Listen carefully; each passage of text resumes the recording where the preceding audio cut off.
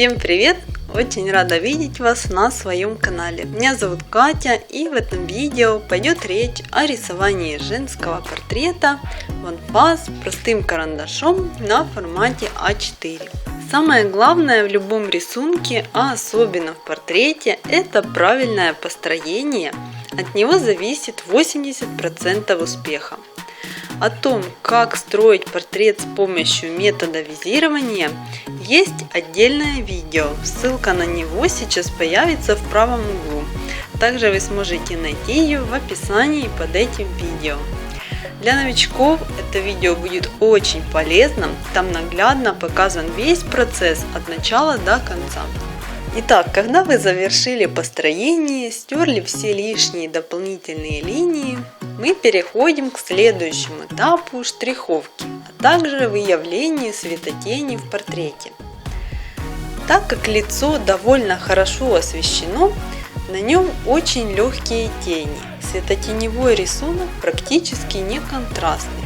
Начинаю затемнять со стороны носа, а также надбровных дуг, прокладывая легкую штриховую основу на все лицо. В этом мне помогает карандаш мягкостью HB. Вообще в последнее время замечаю, что карандаши с обозначением одного и того же показателя мягкости у разных производителей ведут себя по-разному. Они могут больше размазываться или наоборот быть более твердыми.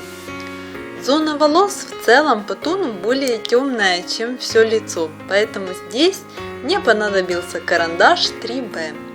Конечно, этот портрет выполнен не в классической академической технике, поэтому в некоторых местах я растушевывала тон, чтобы получить более гладкую фактуру. Начинаю усиливать тени, проявляя светотеневой объем. Вообще я стараюсь затенять аккуратно, чтобы потом не приходилось выбирать излишки. Конечно, времени на это уходит больше, но потом мне приходится корректировать ошибки. Приступаю к зоне глаз и бровей. Брови рисую так. Сначала затемняю по всей форме, потом клячкой осветляю в тех местах, где это нужно. И в конце уже добавляю отдельные волоски, если это требуется. Также работаю над глазами. Довольно важно не только прорисовывать сам глаз, но и выявить объем вокруг глазной впадины. В данном случае наиболее освещенные места – это внешний угол над глазом, то есть чуть ниже бровей, на выступающей косточке, а также переход к скуловой части.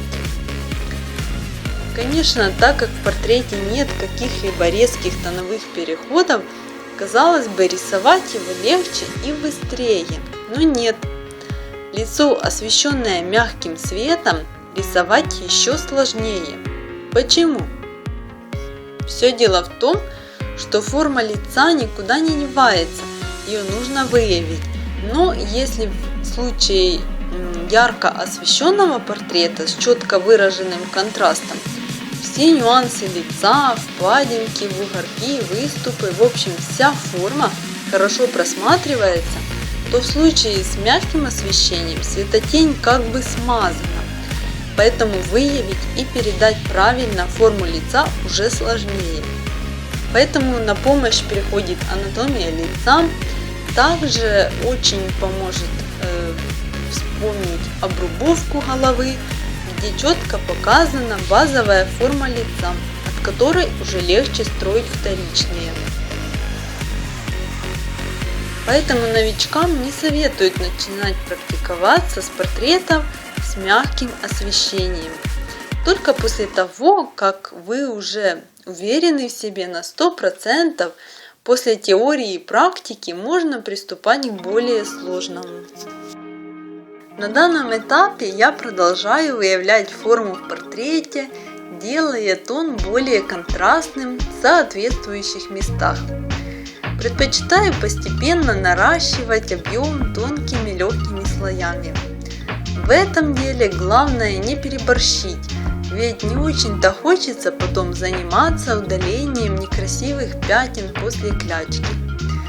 В Вообще в рисовании любого объекта, а особенно портрета, хотя это можно также применить ко всему, пейзажу, натюрморту, заключается принцип от общего к частному, то есть обозначение главных форм, которые образуют вторичные. Вот взять, к примеру, нос человека. Казалось бы, сколько существует многообразия его форм, как его рисовать, запутаться можно. Но если представить его упрощенно в виде призмы с 4 гранями, передняя плоскость, 2 боковые и нижняя, то уже задача разбивается на несколько этапов, в каждом из которых форма дробится на более сложные грани, и в конечном итоге мы получаем действительную реалистичную форму. Подобный метод очень хорошо описан в моем видео «Как рисовать нос». Ссылку вы найдете в правом верхнем углу, либо в описании под видео. Глаза, конечно, это зеркало души. Они определяют многое в портрете, задают характер и настроение. Но самым времязатратным процессом в этом портрете стали волосы. Поначалу сложновато было разбить их на пряди, что должно быть на первом плане, а что второстепенно. Конечно, во время рисования волос возникает соблазн нарисовать сразу все блики, каждую волосиночку, каждую прядь, но если пойти по этому пути, то в итоге получится каша, которую будет потом сложно привести в порядок. Поэтому лучше потратить часть времени на изучение натуры, чем потом потратить вдвойне больше времени на исправление ошибок. С помощью карандаша 5B добавляю больше теней на правой щеке, а также на нижнем веке.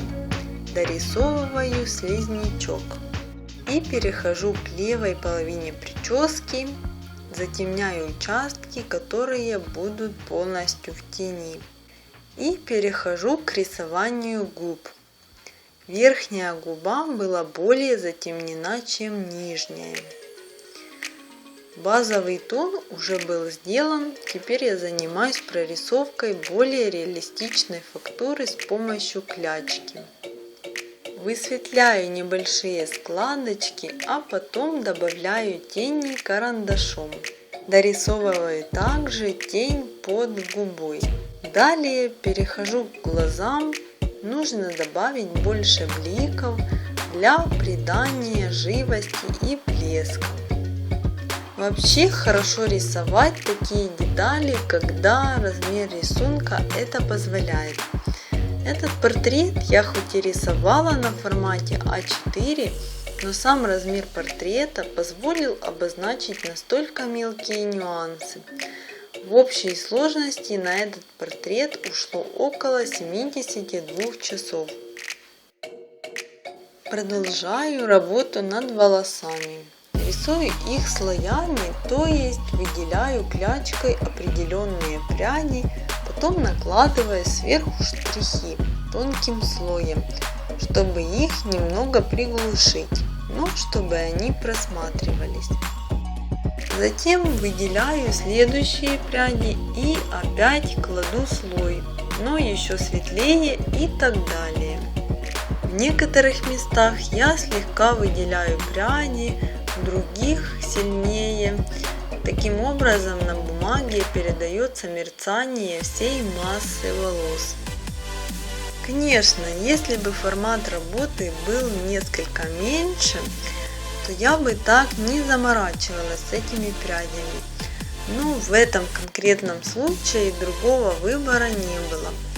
Конечно, процесс рисования волос в стиле реализм очень утомителен, зато есть возможность прокачать свой скилл до нового уровня и понять для себя пару-тройку новых приемов и навыков.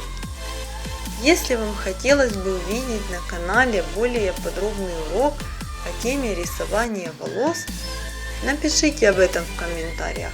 Буду рада узнать ваше мнение. Напишите также в комментах, что вы сейчас рисуете или что планируете, что вам хотелось бы нарисовать. Дальнейшая работа заключается в проработке оставшихся деталей и усилении светотеневого контраста. В основном во всех своих работах использую именно эти карандаши. В работе над портретом я использовала карандаши такой твердости: 4H, H, HB, 3B и 8B. Дальнейшую работу над портретом вы сможете просмотреть просто под приятную музыку без комментариев. Приятного просмотра!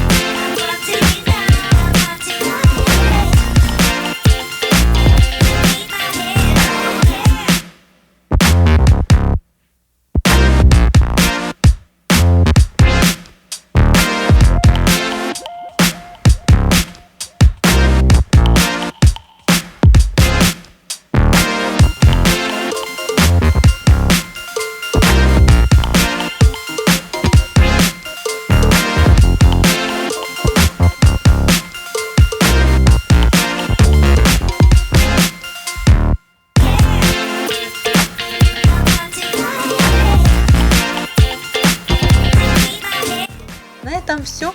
Спасибо за просмотр этого видео. Ставьте лайк и делитесь с вашими друзьями, если вам понравилось это видео. Также подписывайтесь на канал и не забывайте нажимать колокольчик. Впереди еще много интересного контента. До встречи в следующем видео. Пока!